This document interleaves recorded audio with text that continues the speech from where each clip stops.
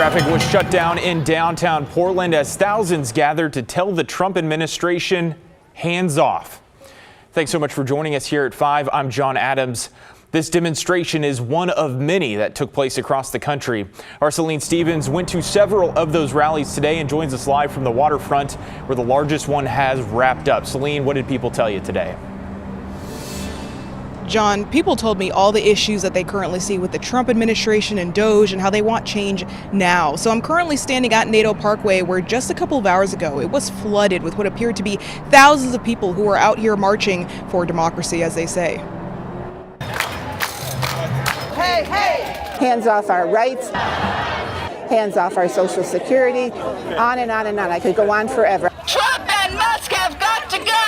Hands-off protests took over the country Saturday, with crowds of hundreds and even thousands of people showing up at some locations, including Portland. Woo! Right now, the democracy in our country is going off the cliff, and we're trying to hold on to it. The crowd so big, parts of NATO Parkway had to be shut down due to people flooding the streets. Fight back! I think it's absolutely great.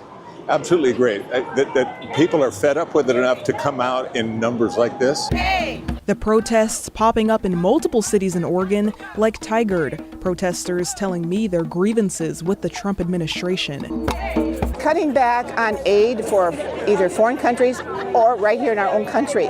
Cutting back on Medicaid and any help to the poor. Also stopping the DEI. Talk of tariffs also coming up following the president's speech Wednesday about reciprocal tariffs being placed on other countries in an effort to make America wealthy again, according to the president. For years, hardworking American citizens were forced to sit on the sidelines as other nations got rich and powerful, much of it at our expense. But now it's our turn to prosper. But we will charge them approximately half of what they are and have been charging us. So that's ridiculous, because the tariffs will just be passed on to us. And that's the problem. Things are always passed on to us. You know, people that are rich, they don't care. Vancouver also saw some action, protesters expressing anger over recent federal cutbacks thanks to the Trump administration, as well as DOJ led by Elon Musk. Some of these cutbacks affecting Veterans Affairs, the Social Security Administration, and more. I just went on Social Security. It's a great system. I think we're at a turning point. You're either going to fund this stuff, or you're going to have half these people, probably myself included, we're going to be living in tents on the street. Some calling the current environment a travesty. I think it's a disaster.